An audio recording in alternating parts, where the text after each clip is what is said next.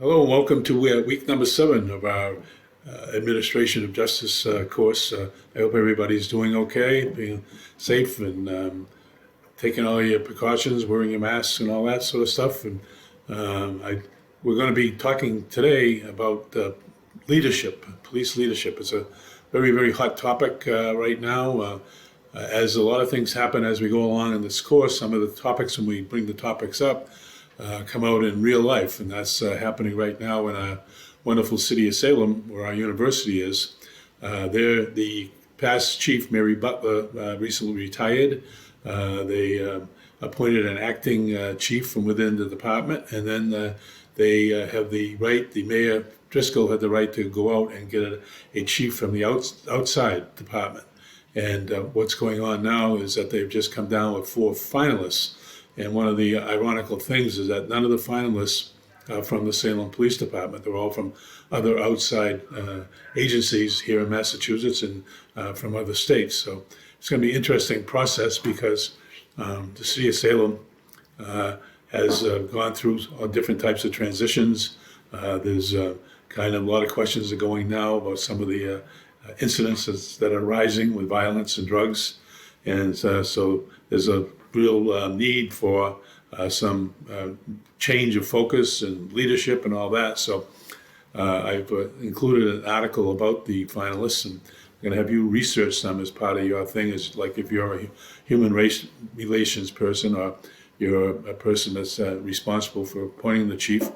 And we're also going to look at different forms of leadership. I have a number of really, really good videos regarding that. One in particular is Dr. Jack Enter.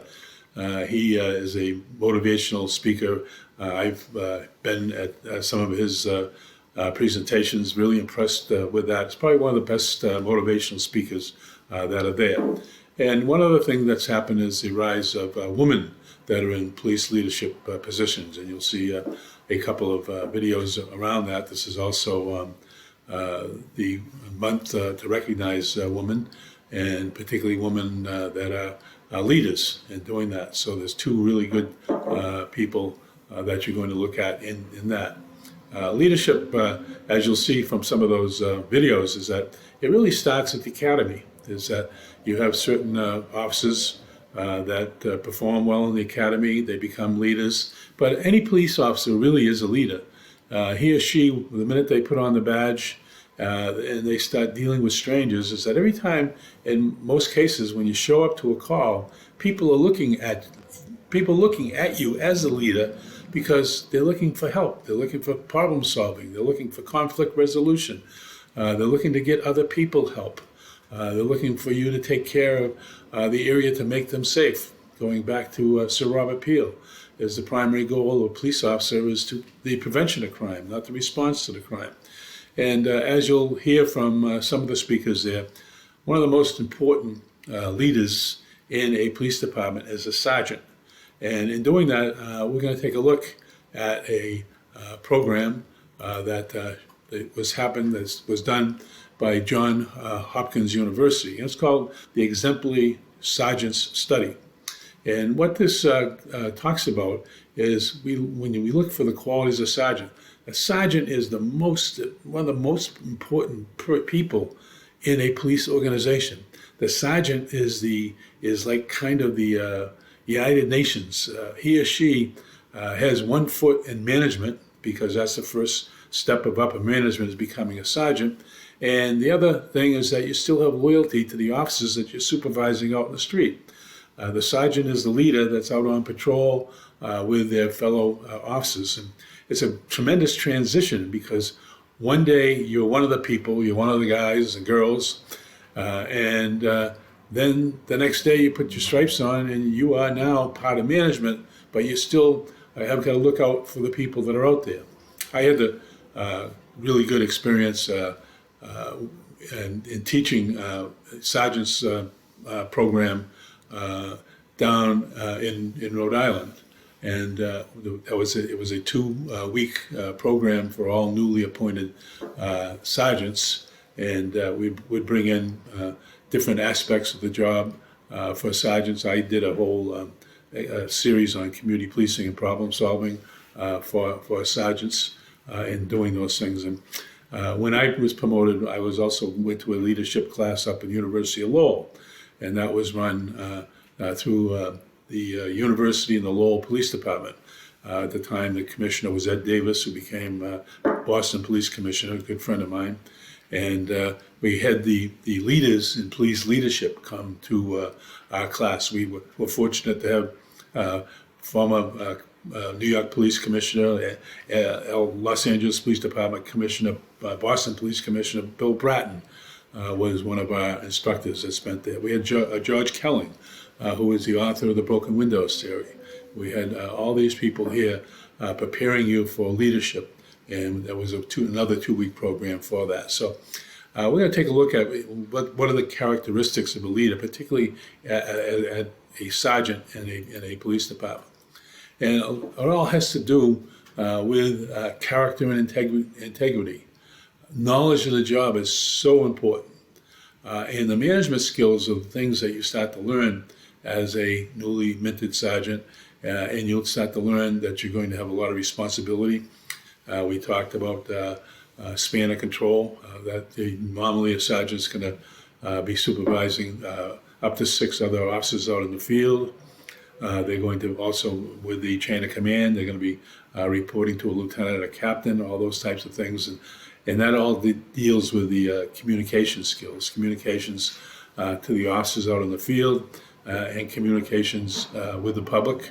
And a sergeant is also going to be developing those officers that are their subordinates below them, because those officers at one point in time, they're going to hopefully strive to move up the ladder in the police department. And the biggest thing is problem solving and being very, very good at that. One of the things that you have to be is that you have to be a disciplinarian. Like I said before, you're no longer one of the gang.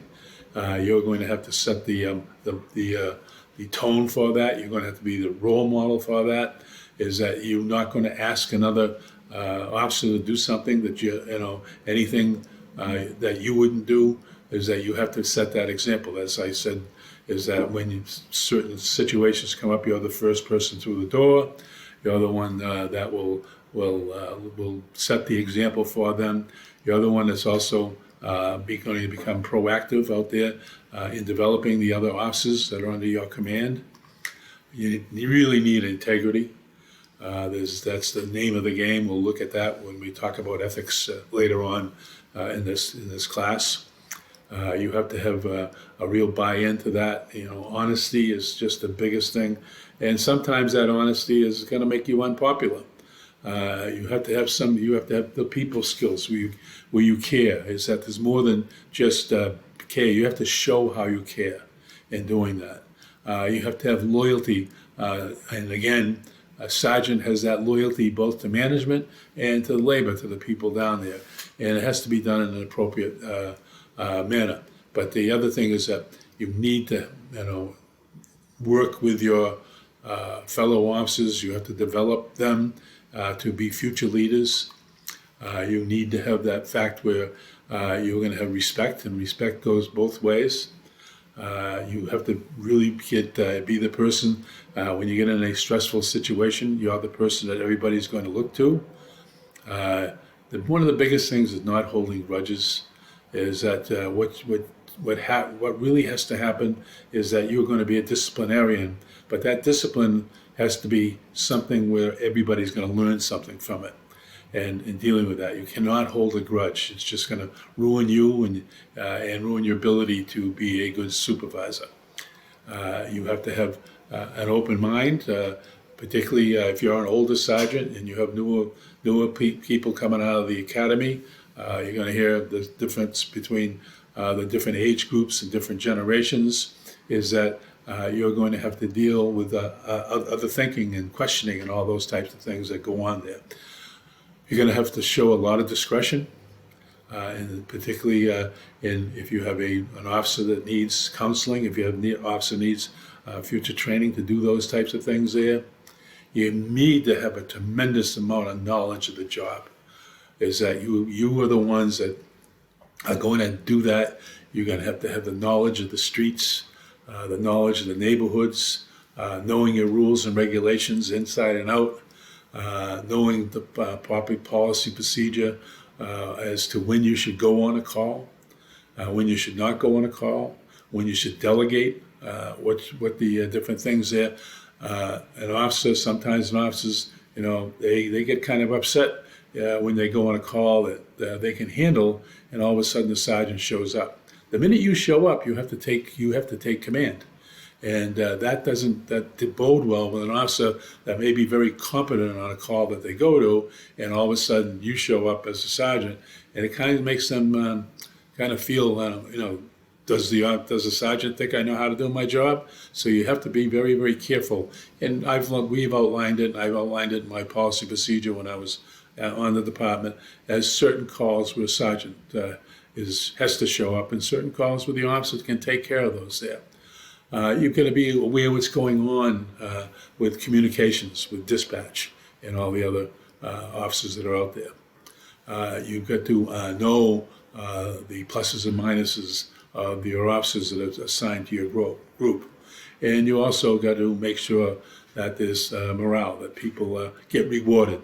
One of the biggest things in becoming a sergeant, doing that sergeant, is that I was told years and years ago, is that you praise in public and you discipline in private. You do not belittle someone in front of their peer groups. If an officer has done a great job, you go out and you praise that officer amongst their peer group. If there's something that requires discipline, you call them aside.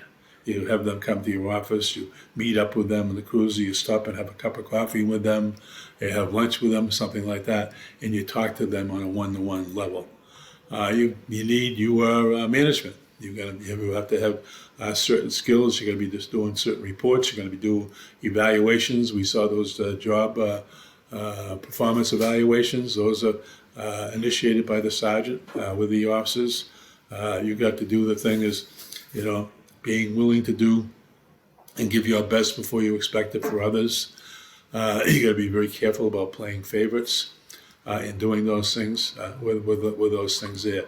You need to have those communication skills. Again, getting back to writing real effective reports.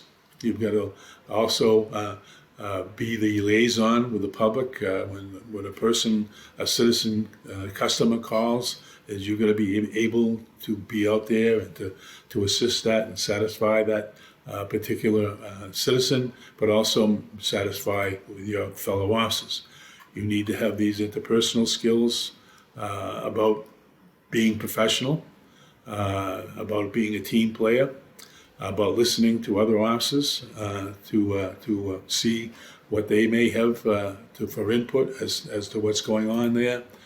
You're going to be a person that's going to develop new officers. You're going to be able to look at the best in the officers, particularly young officers, to get them acclimated to what's going on. You want to know their strengths and weaknesses. You want to be able to give them problem-solving situations, all those things there. And part of that problem-solving is looking at all the facts and being very pragmatic about what's going on. You need to be a good disciplinarian, but it has to be fair, it has to be proper, and again, confidentiality when we get into there. You need to be a role model. You need to lead by example. You never ask someone to do something that you would not do, and you're going to hold yourself accountable in those particular situations.